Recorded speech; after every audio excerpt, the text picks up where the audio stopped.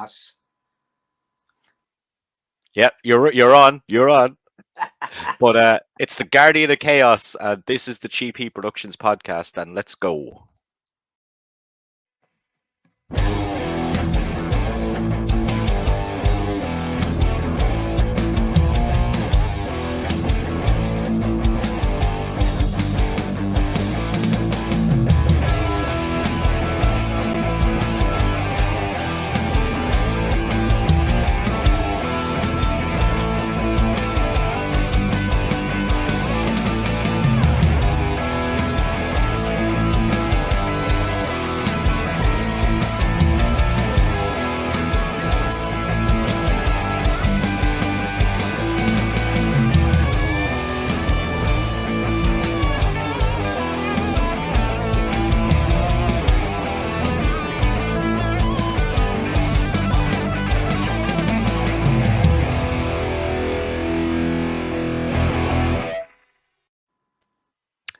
Welcome back to the show. There's no need for me to introduce this man. He's just introduced himself, the Guardian of Chaos. Maurice, thanks for having me on. That was a kick-ass opening. I was jamming out, and that's right. It's me. It's the GOC. And the GOC stands for the Guardian of Chaos. Thanks for having me here on Cheap Heat Productions, brother. It doesn't get any better than that. And a big shout out to everybody across the pond, everybody over there in Ireland. I greatly appreciate you having me on, brother. Yeah, thanks very much, man. Funny enough, like this is based in Ireland, but most of our views actually come from the States.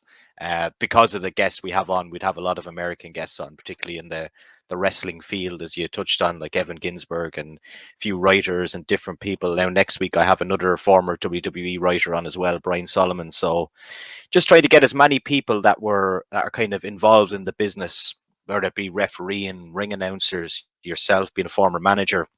It's good to get like aspects, I think, from people from all angles of the business, if you will. Well, again, I greatly appreciate it. And I've followed your channel. I've subscribed, and you have some excellent videos out there. I've seen the one with Evan Ginsberg. I've seen the ones with Mario Mancini. I even saw with Byrd and Ginger Lynn. And yeah. And all the different personalities that you bring on. And I'm looking forward to Brian Solomon, another guy who's an incredible reporter and writer. I think he's been in the business 20 or 25 years. And Evan Ginsberg, it doesn't get any better than that. 350 days, the wrestler. Yeah, that was an interesting conversation, Maurice. Yeah. For yourself, man, like the wrestling world, it's a crazy world. How did it start for you, or when did you decide that you wanted to kind of dip your toes into it? And once you're in it, you're never out. That's what I always say to people. Well, certainly a crazy world, but I'm blessed and fortunate. I go back to being a fan in the early 70s as a 8, 9, 10-year-old boy, going to the local arenas here in the Constitution State, whether it be the New Haven Coliseum, the Hartford Civic Center, going up to the Boston Garden or down to Madison Square Garden. We are literally stuck here in the tri-state Northeast area in some of the most famous arenas, whether it be, as I said, Boston Garden, Madison Square Garden. You could even throw in the Jersey Meadowlands. So as a young boy in the 70s, my first match that I witnessed as a fan, because let's face it, we're all fans, we're all marks, I don't get offended by that, was Bruno Sammartino, Stan the Man Stasiak, Tor Kamada, the Valiant Brothers. I go back to those days in the early 70s, got hooked on it. My parents, Maurice, said, let's take this kid to the live matches. He'll see what it's really all about, and he'll never watch it again. And we won't have to stay up till midnight and watch it on WOR out of New York. And so they took me there, and I was hooked forever. We did backyard wrestling in the 70s before people knew what backyard wrestling was. I remember imitating and going out and getting our own shirts made of the Valiant Brothers and Johnny, Jimmy, and Jerry. And then as I got into high school, stayed a fan, went to college at Southern Connecticut.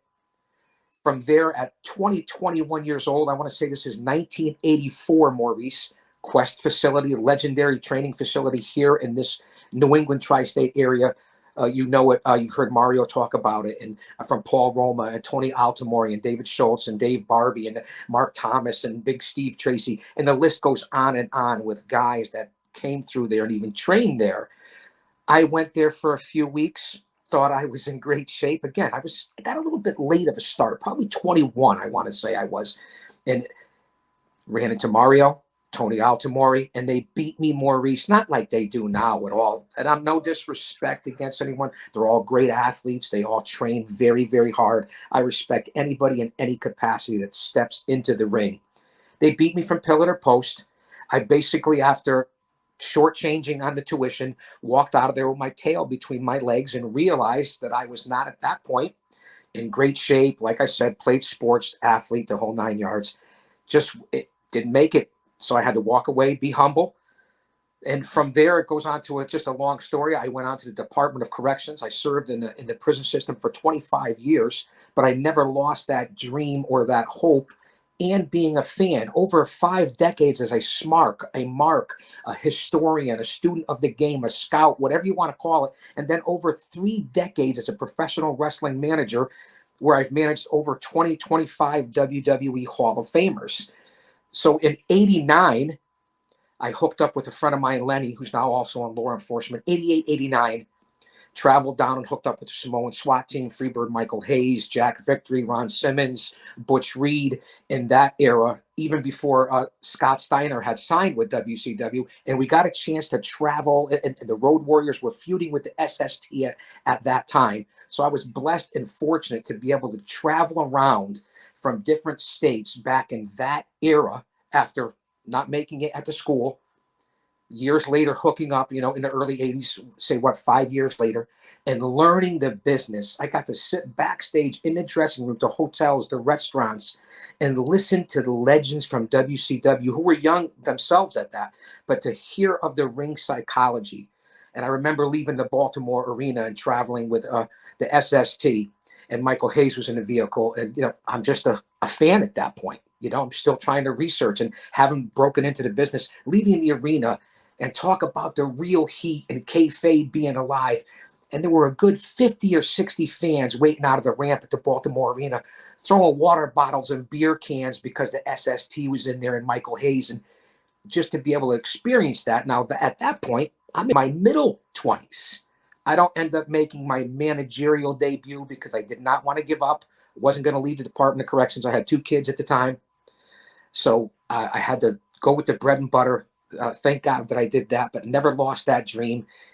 And then went back in 1992 and made my official debut in the independents, from everywhere from Rocky Jones, School, Gino Caruso, Iron Mike Sharp, Johnny Rods, in the independents all over the Northeast New England area as an independent professional wrestling manager, molded after all of my different influences, whether it be Captain Lou Albano, Jesse Ventura, Bobby Heenan, Freddie Blassie. So, we're a little over 8 minutes in here. I just want to, your fans don't know me. I call myself the most well-known unknown. I've been around a long time. But so just to give the fans a backstory, then from there, 92 all the way through the 90s, and I'm getting ahead of myself, and we could talk about that. But that's how it started, and that's how I originally. That's why Mario and I and the guys at Paradise Alley, from Paul Roma and especially Mario, we go back over 30 years. We had lost touch for a little while and then rehooked back up together. And of course, now I do the commentary and broadcasting at Paradise Alley Pro Wrestling. So I'm hoping we can delve into that too. So that's the whole connection here, Maurice. As I ramble on here on Cheap Heat Productions, baby. We will certainly get into that, but I want to know, as a manager,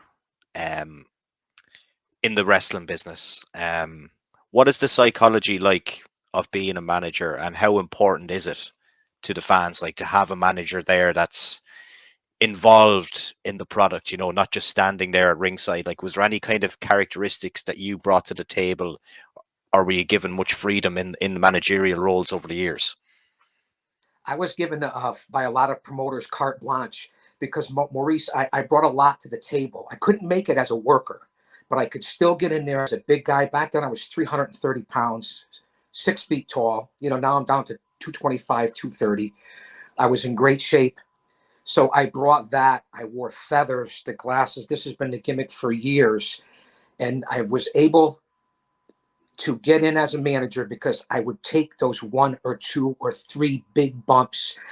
Who's this big fat guy running around the ring looking like this? Kind of an oxymoron, a combination of my influences. As I said, I was raised and looked at guys like the Grand Wizard and Freddie Blassie and Gary Hart and so on and so forth. Like I said, Captain Lou Albano, Jimmy Hart, Jim Cornette, and even as a young man, those were my influences. And then I was able to pick their brain, a lot of those guys, and work with them.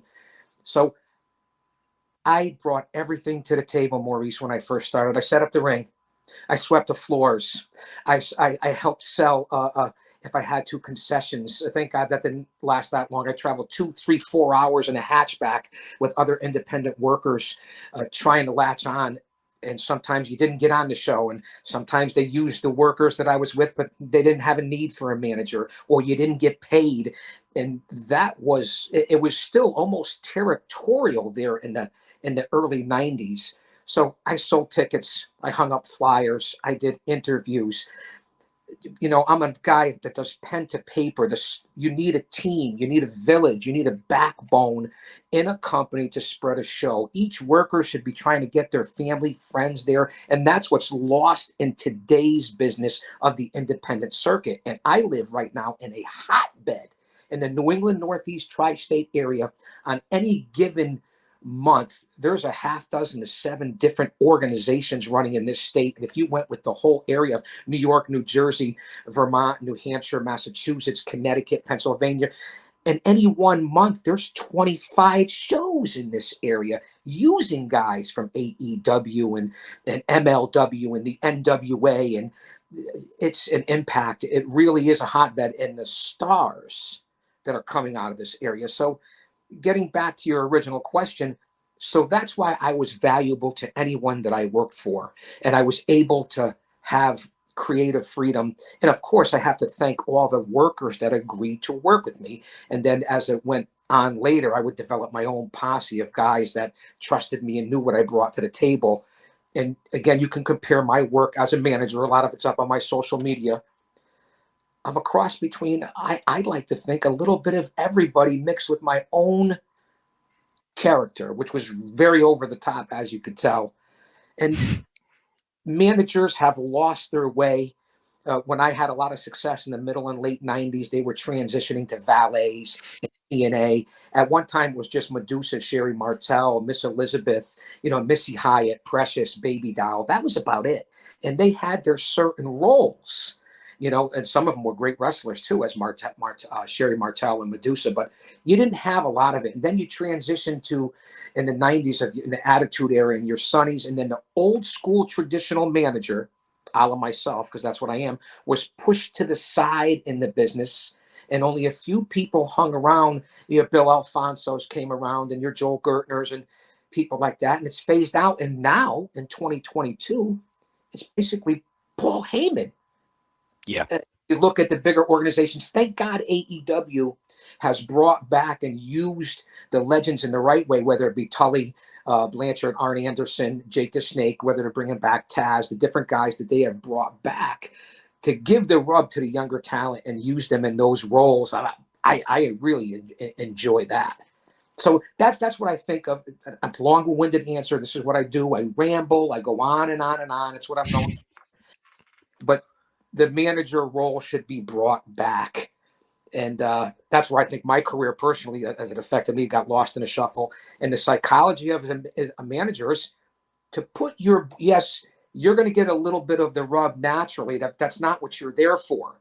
You don't want to overpower your guys, which sometimes teams and singles wrestlers didn't work, because sometimes I was bigger than the worker, or sometimes I overshadowed them and brought too much heat. But make no mistake about it, I was a heel and brought heat wherever I went. And when I had people lucky enough for allow them to let me work with them, you bring a lot on the mic and the physical distraction outside. And that's what I think a manager brings, having the emotion, knowing your spots. And listen, I screwed up many a time. There's a famous quote I use all the time about learning the business and emotional investment and ring psychology and getting the people to come back. worked with Team 3D, Bubba and Devon, the Dudley Boys, for the NWA World Tag Team titles. I was with Oman Tortuga, Diablo Santiago of the Outside Killers. Now, it was an independent show, but for a big group. You had a couple thousand people there, and it was for the NWA titles. And I had my 4 or 5 spots with Bully and Devon. Ended up taking the what's up. They brought me in the hard way. Bully gives you the Dusty, boom, boom, boom, boom, bang. You sell the elbow, and then he picks you up and body slams you. Well, after he gave me the Dusty, I sold the elbow because he really got me on the top. He took my glasses off. I went down like I was a tuna being pulled out of a boat, floundering on the deck. So I sold it. And so he covered, because he's such a professional, 2-time Hall of Famer, busted open radio, the whole 9. He knew exactly, okay, Big Daddy sold the elbow. He wasn't supposed to, but you go with it. He took my glasses, came around, got me like the wishbone, Devon to the top rope, the what's up, and they hit the wishbone, and we went right on, and nobody else knew it, and the transition was perfect. We knew it. As soon as we got backstage, within 30 seconds, there's Bully, Bubba, and Devon. I said, hope it was okay. The match went pretty good. The crowd was crazy. And he said, Big Daddy, he said, give the Guardian of Chaos 5 spots and he'll fuck up 4 of them. So it's to be a compliment coming from Bully Ray. So, just to bounce around here and different things and what the role is of a manager and how important it can be. And I hope it comes back for the younger generation. So I hope that answers it up. I think that kind of covers it. For people that mightn't know, then you mentioned like 25 Hall of Famers you've managed. You want to list out some of them so people know? Oh boy, geez, I did this when I was lucky enough to go into the New England Pro Wrestling Hall of Fame class of 2019, which an undersold Hall of Fame with so many WWE, WCW, ECW legends that are in that Hall of Fame. Just off the top of my head, just about the whole Samoan dynasty, from Yokozuna to Rikishi to Umaga, Sergeant Slaughter, King Kong Bundy, the Bushwhackers, Terry Funk. The list goes on and on. So I think I said Sergeant Slaughter already. I mean, Public Enemy, Pat Tanaka. Again, Maurice, I'd have to really look at it, but those are just guys, household names that, even ECU guys like Tommy Dreamer and the Sandman and Homicide. And, I was blessed and fortunate to be on some of the same shows to pick the brain of guys like Tito Santana or Kurt Angle or Christian Cage, Samoa Joe, AJ Styles, Dusty Rhodes, Kamala, Al Snow, to be able to, and that's the biggest thing that I've taken away from my managerial career. Besides the in-ring stuff, I worked an unbelievable a couple of matches with Mick Foley and Jerry the King Lawler, where I was managing Slick Wagner Brown, and just to be able to, listen to those guys compliment you and say it was easy, and geez, the guy in the last town just didn't sell it, and that's what I take away from it, and learning from everybody, seeing. I even had a chance to take over, seeing some of the legends and even people when I was a young man and even middle age, and then being able to work with them and learn from them and listen to the conversations. Although I was never great at just shut up and listen, I did listen. That's more memorable than anything, and being able to work the same shows with The Rock and taking over commissioner for Bruno Sammartino in the NAWA from back in the 80s and 90s, and being their commissioner for 20 years, and just being able to do that work, private security for the likes of Matt Hardy or John Cena. And, I know I'm name dropping here, and then being in the music industry and being able to work private events and big shows for Metallica or LL Cool J or different bands like that, Jimmy Buffett, Steve Miller, that, being on Jerry Springer and Ricky Lake as a character and being able to put the Big Daddy brand out there, made a couple of B movies, that right there, the connections, the community, and just being able to hook up with regular people. And then, of course, it's always nice years from now, whether it be your kids or my granddaughter, to be able to look at stuff like that. And here down in the bunker, you could see the memorabilia coming up as Wild Wild Wrestling. I hope we can talk about that. Just the pictures and stuff like that. It's enough for me, Maurice. I don't know if I cut out or not. No, you didn't. I was just showing your background there. I took myself out of stream. Jerry Springer. Now, there's something I want to talk about. How fake is Jerry Springer, or how real is Jerry Well, Springer? Tell me the secrets. well, I'm going to say that to say this because I tell it like it is. Jerry Springer, I was on in '04. It led to a nice spot and a clip on Talk Soup, which was big back in the day. We were reported on CNN, which before they became how crazy they are now in the mainstream media. That's another conversation for another time. They saw me. This is when I was actually working for a lot of groups out in the Midwest, Las Vegas, Chicago, Hammond, Indiana, the World Wrestling Zone, the AWA Superstars of Wrestling. That's where I met Justin Roberts, Heaven and Hell, who was in the WWE, Johnny Stewart, who was in the AWA at the time, Dale Gagne, and all those hucksters. But Justin Roberts, who actually put me over in his book, was the current AEW ring announcer, perhaps one of the best ever. Put me over in his book and how we had worked with The Rock and back then. So that's when I met those guys. I had run into a producer by the name of Toby Yoshimura from the Jerry Springer Show. He saw me in a couple of videos from the events out in the Midwest, and they got in touch with me. Someone said, well, who is that guy? Who? So they got my information and they approached me. And at one time in the, I guess you want to say the late 90s, early 2000s, Springer was as real as it could get. It wasn't in New York. I went out to Chicago, and they treated me like royalty. We hung out at the Crowbar. We hung out at the House of Blues, the VIP room. I just missed Dennis Rodman by about 5 minutes. Literally at the time back then, we got into the limo with Springer and, had a couple of pops and all that. And it was a good storyline.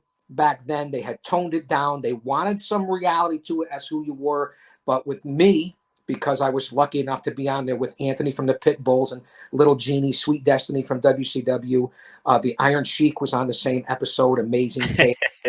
Yeah, the Sheik was on there. We hung out the night before in the hotel. And boy, all the stories about the Sheik, God bless him, they're pretty much true. So it was the time of a lifetime. And they allowed me to represent Big Daddy, the character, although it was a storyline. It was a storyline. I'm going to say that to say this because I'm going to say it. It's well known now anyway. They're even here in Stamford in Connecticut where the shadows of Titan Towers and, Vince and everybody, what's going on here. So they agreed to, again, limos, hotel, food, and they agreed to let me be Big Daddy and put me in a character. And as long as it was anything that wasn't going to jeopardize my law enforcement or anything like that. And I agreed to do the storyline, and it was seen by like 6 million people, and then the replay, and then Talk Soup and CNN. So it was a great experience with Springer. And the same thing with Ricky Lake. It was just a short interview for 2 minutes. That was in the early 2000s. It was a show about pro wrestling that had a bunch of jabronis on there.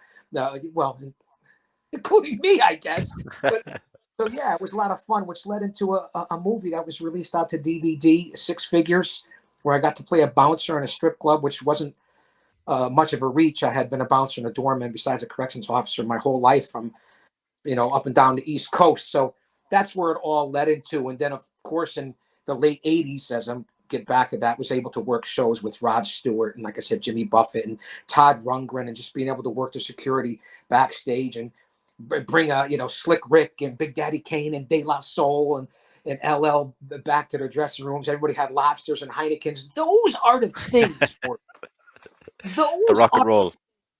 sitting on the beach in the Bahamas with New Edition and Bobby Brown, before they were even who they turned out to be. That's what I remember. And it's not about idol worship or names. It's about the person. It's about your Lord and Savior, Jesus Christ. As I always say, repent, pray, prepare, repeat. I don't want to get too crazy, but it's about the relationships and the community and the brotherhood. Whether you see people in a week, 2 weeks, a year, 10 years, or 30 years, you have that connection. Almost like family, although we know it's a crazy world, and you telephone, telemarketer, telewrestler, you get it, right? Yeah. Yeah. So you've been involved like in kind of a lot of forms of entertainment then as well, like aside from the wrestling. You touched on the movies and you touched on obviously the TV appearances. And just for the record, is that episode of Jerry Springer available to watch somewhere online?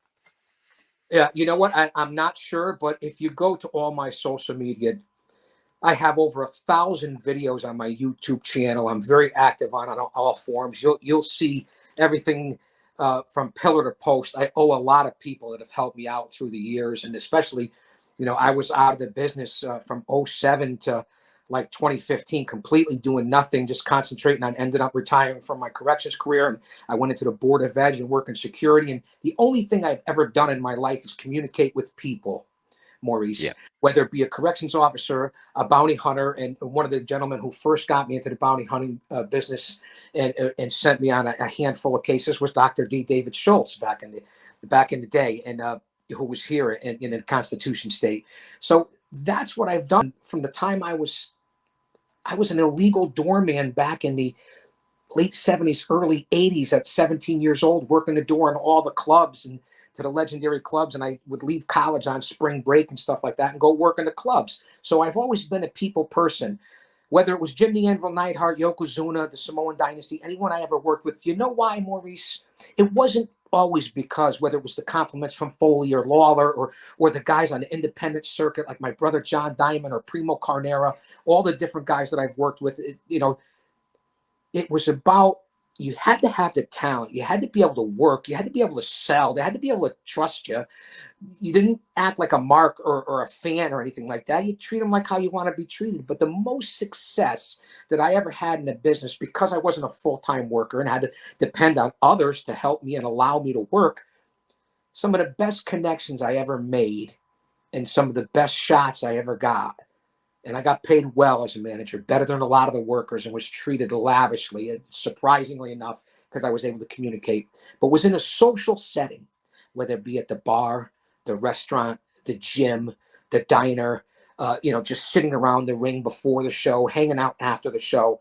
Social settings and circumstance, and getting people to know not just the guardian of chaos, Big Daddy, as the character, but Rick, who I really am as a person, and see, hey, most people call me Big Daddy because I was bigger back then. But hey, so the next time they come to town, no matter who it is, they're like, hey, is Big Daddy going to be in town? It's always a good time. He's respectful. He brings people with him.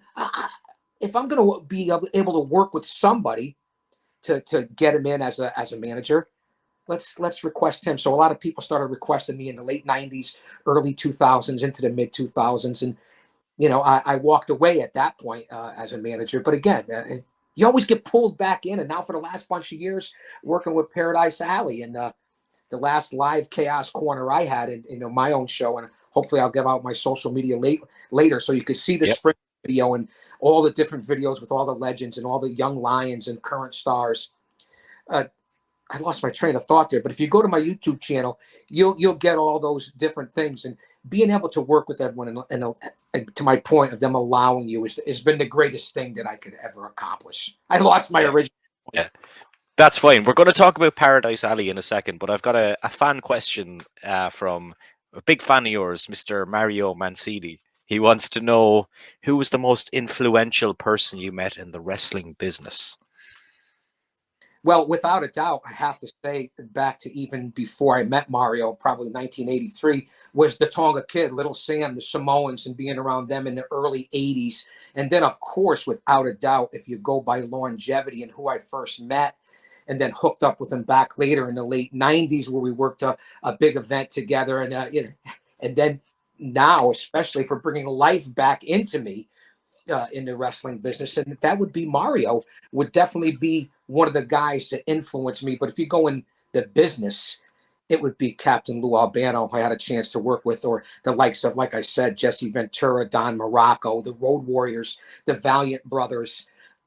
I was able to work with Jimmy Snuka and his son years ago. So different people like that that gave you advice.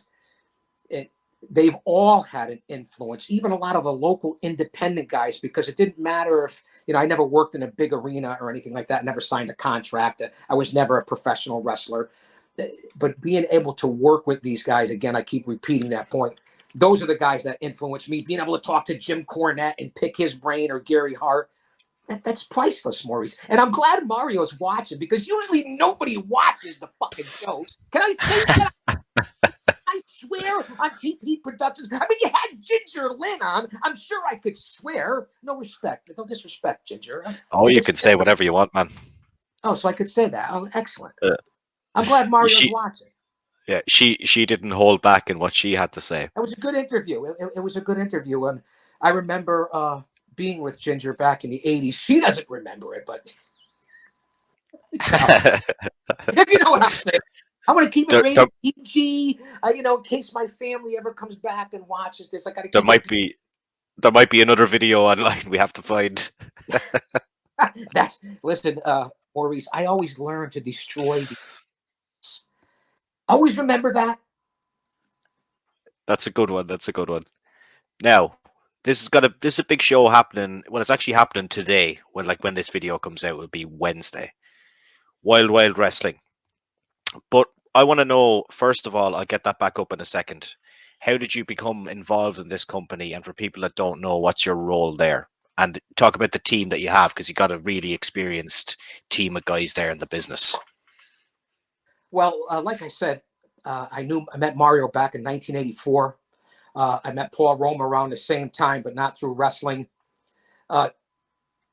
Rehooked up with Mario and Paul because Paradise Alley was running in the same town where I was working for the Board of Education, Work and Security, and they were having a fundraiser for a student who was tragically killed in an automobile accident at the high school where I was working security. So they came walking in after not seeing them since 99, 2000, when we were both working for the NAWA. And there was Mario and the guys and Sergeant Murray, and we rehooked up, and I got interested in it. And that same year, my oldest daughter in 2015 had passed away, so I needed something for a distraction. And seeing Mario and the wrestling business and all that, after, it's like coming home, man. It was like coming home. It was that familiar feeling. So Mario was doing a local cable access show at the time that's been on for years here in this area. And I went down there to get tickets for the Michael J. D'Angelo Memorial Scholarship Foundation and Dieselmania, which Paradise Alley's had Dieselmania 5 so far. Dieselmania 6 will be coming up, I'm sure, at some point. So it was in honor of a fundraiser for the student, and they bought scoreboards for the local high school, and it was a huge success. And they brought in everyone from Booker T to Deonna Purrazzo to A.R. Fox and all the stars from Paradise Alley. And it was a successful event. And from the TV studio, Mario and I hooked up. We have a lot of stories about different things that we've been on, from podcasts to radio to TV. And, we've been censored and thrown off the air more times than you can imagine. I always say, fuck the FCC. But we always get thrown off the air. So we hooked up there, and after talking to Big Dave Paradise and Roma and stuff, they said, hey, why don't you come in and do some broadcasting and commentary, because I wasn't active at that point. And I was like, sure, so at first it was Mario and I doing the broadcasting, and the shows were great and drawing good people and giving back to the young guys and trying to be a part of a family and running a local company like it was a territory back in the days, and just the brotherhood and just being able to just pass on your knowledge and morals and ethics. Because one thing Paradise Alley Pro Wrestling does, and I wasn't there from the beginning. It was Paul Perez, Paul Roma, Big Steve Tracy, aka Dave Paradise, and Mario Mancini, who is the owner. So they opened up that school in 2014, 2015 just to be a school, but it became so successful, and this is such a good area, that they ended up running shows and became very, very successful and used more stars right now that are in current and in the indies and in the big time than you can imagine. So they give back. They were doing fundraisers, Camp Rising Sun, which is Kids for Cancer, autism, local food banks and animal shelters, all the different events, fundraisers for schools to get sports equipment, giving back to the community, building these students that came in, female and male, 17, 18, 19, 20-year-old young people, and giving them the regiment, not only in wrestling and knowledge and how to be a person and respectful and listen and all that, but in life. And that's what it's all about. And that's what Paradise Alley really does. And it was a big part. Now it's not as much fundraising now, but they'll always be a part of Paradise Alley. So that's how I've hung on. And to see the different broadcasters and ring announcers and talents that have come through and already been successful, whether it be Richard Holiday, who's a star right now, and the veterans like the House of Pain or Showtime Marcel Williams, or the young guys coming up like the Miracle Generation. And we can all talk about that, including the local legends and just your regular everyday students right now that are becoming better by the day. And I'll just throw out names from the Battle Academy, the Sunset Steve, and I'm missing names, and we could talk about that, but that's what Paradise Alley does. That's my role. Another thing I try to do is I try to hang up, even at my age now, what I learned 30 years ago, 35 years ago, I try to still sell tickets, hang up posters, post on social media, put other people over, bring attention to the community, and doing something because you still have the passion for it. People say, yeah, man, grow up, it's fake, this, that. I'll give you fake. Get in the ring. I challenge any one of you people out there, anyone who's not a fan, man, grow up. Get in the fucking ring, and I'll put someone in there who's a jobber, or Mario will come down. It's an open challenge. An open challenge, and Mario hates when people do that in the ring. It's an open challenge for anyone to come down to that school anytime and come out of there after 5 or 10 minutes if you can make it. Even if you're a good athlete, you'll have to come out and admit.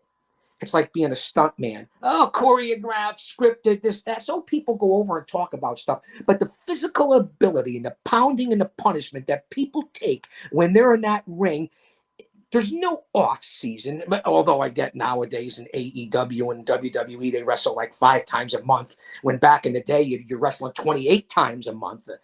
But I challenge anyone, and this is where the passion comes out.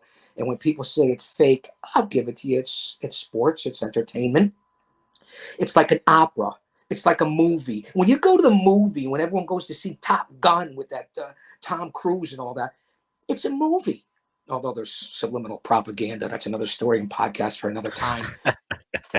Just like going to a theater, going to Broadway, we realize that there's not an outcome of like a final result like football or baseball or soccer. I get that. But it's theater, it's opera, it's performance, it's an art. And if you can't see that or understand that, I don't know what to tell you. I really don't. That's how I see it as someone who is, I'm a little older than Mario. I'm going to be 59 in a couple of months. And again, I've been around this business since I was 7 or 8 years old as a fan, and then meeting people in my late teens, early 20s. And here I am, and I'll be covering Forbidden Door tonight, and I still try to do things. And I don't care if there's 3 people or no people or 1,000 people or 10,000 people. It doesn't matter, because it's for me also, not only to give back to the fans because I enjoy it, but it's in this day and age in 2022, with inflation and crime and wars and rumors of wars and people talking biblical prophecy and food chains and everything else, power grid and all that bullshit that's happening right now, you need a distraction. Yeah. You pray and you read daily. That's what you're supposed to do as a good Christian. We have to bring God and bring all that back. But that's why I do all this. And that's why I'm still on social media. Even my wife says to me, or my family, what are you doing at almost 60 years old, putting shit from 25, 30 years ago and putting your... Listen, it's not harming anyone. I'm not putting out my personal business. It's true. It's facts. And it's also my stress reliever for this day and age. And it's, and again, it's just like it's the wrestling concept. Whether there's 20 people or 30,000 people, you still put your best effort forward when it comes to being a performer in this business. I would think it's like that in life as well. And that's what I try to give back to people. You watch my show, Maurice, and again, you have over 1,500 subscribers. You're growing. You have great interviews. I follow people that have 150,000 followers. It's not about that. It's about what you want to present, you want to project. And that's the way I see it. That's coming from my own personal opinion, Yeah, I absolutely agree with you there now. But this event tonight is going to be on Fight TV as well. And I just want to kind of touch on what you touched on earlier. Like, it seems like, from me looking at it, because obviously Ireland's a very small country, we have maybe 4 to 5 different wrestling promotions here. We got one really big one, OTT Wrestling, that you may have heard of before, Over the Top Wrestling. If not, you should check them out. You would enjoy it. Over the Top Wrestling. Yeah. So I'm a historian. I watch countless videos and hours of footage still to this day, Maurice. Yeah, but what I was going to say is like it seems to be a really kind of exciting time in the States with smaller promotions being able to be put out there on platforms like Fight TV, have their own TV shows if they want. Like, do you feel that there's something for everyone now in the wrestling business with apps like that and with people being able to put out shows? Well, of course, absolutely. That's a great valid observation, and I'll say that to say this: wrestling is on besides the bigger organizations, and we're going to count the mothership of the WWE. It's on Monday nights for Raw. It's on Tuesday nights for NXT, and it's on SmackDown on Fox on Friday nights. You have on YouTube. You have AEW Dark and Dark Elevation on Mondays and Tuesdays. You have MLW on YouTube. You have the NWA, which is a great show. You have Impact Wrestling. You have AEW on Wednesday nights as well, and then you have Rampage on Fridays, and then you have your occasional pay-per-views and. Like tonight, Forbidden Door, and then you throw in New Japan, and then all the independents, whether it be on High Spots Network, IWGTV, Fight Network. There's wrestling, YouTube. There's wrestling available more than it's ever been. Is it oversaturated? I guess you can say that, but that's good for the talent and good for the fans. So to me, it's a great time now. And even here in this area, there's all kinds of streaming services, and you just have access via the internet, which is a double-edged sword. The internet's a great thing, and it's a bad thing as well. And hopefully we don't lose the power grid, but it is what it is.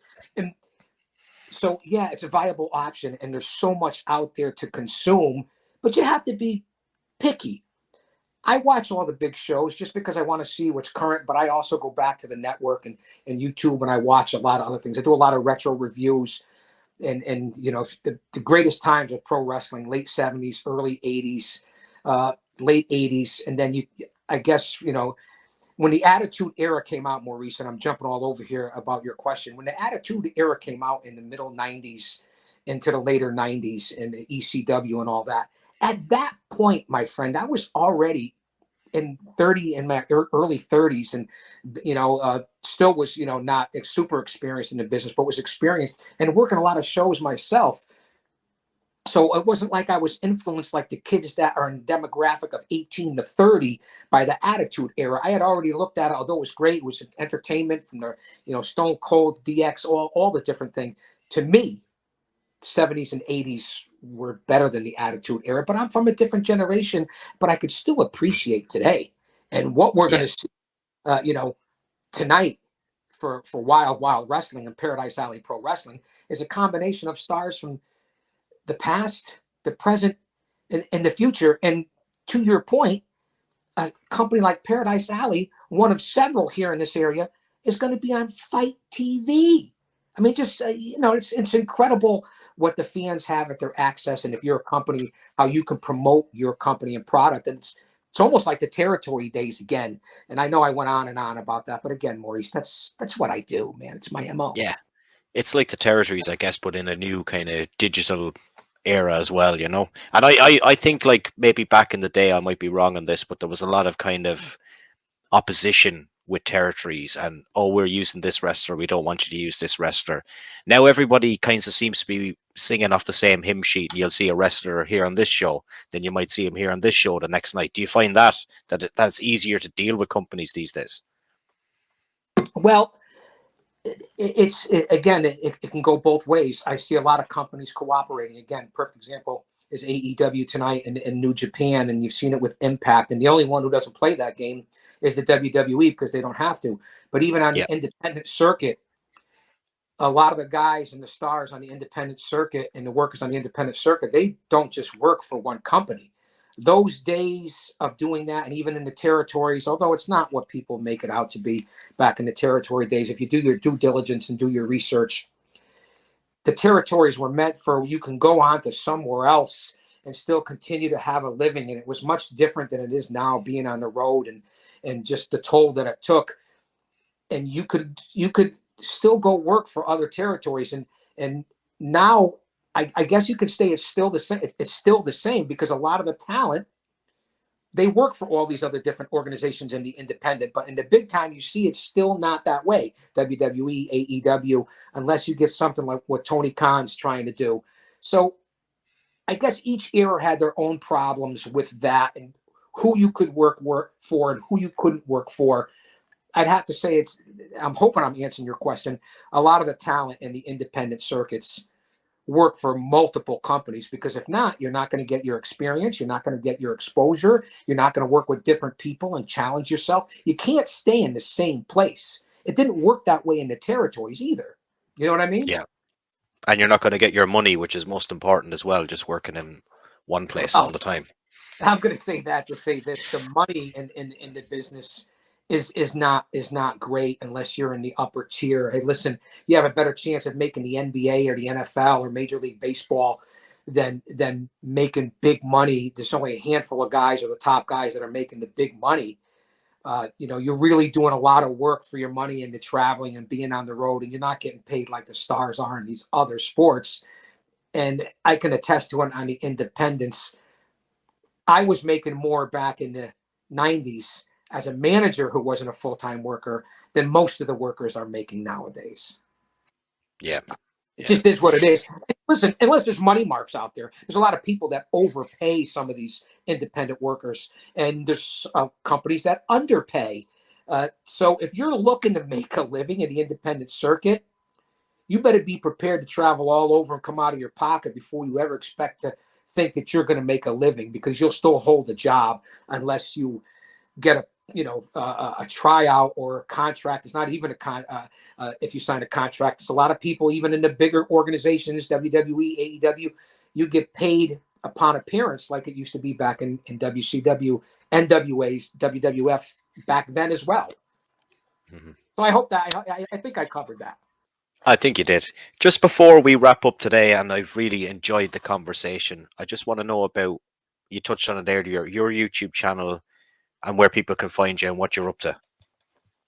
Well, again, Maurice, I greatly appreciate it. Anytime I get a chance to talk about pro wrestling, and not about me, but a lot of people don't know my career, so I do enjoy talking about that once in a while as well. But I enjoy giving back, so I greatly appreciate that. And again, I'm on all social media. You can go to YouTube and just punch in Guardian of Chaos. And my channel, listen, I only have like 300 or 400 subscribers. I'm not looking for all that. I'm just looking to put the content out there historically and give back. And whoever catches on does, and whoever doesn't. I appreciate everybody out there from the bottom of my heart. But it's Guardian of Chaos on YouTube. On Twitter, it's at Big Daddy GOC, and the GOC stands for the Guardian of Chaos. If you hit that profile link on Twitter, that'll also knock you over to Guardian of Chaos on YouTube. I'm on Instagram. It's the Guardian of Chaos. I'm on Facebook on 2 different accounts. One of them is Jay Brony. That's right, Jay Brony. And the other one is Protigio Fidelis El Guardian, in honor of my heritage. I'm also on everything else. Again, it doesn't matter about followers. It doesn't matter about quantity. It matters about quality. I'm on Truth Social. I'm on Rumble. I'm on Getter. I'm on Gab. I'm on Parlor.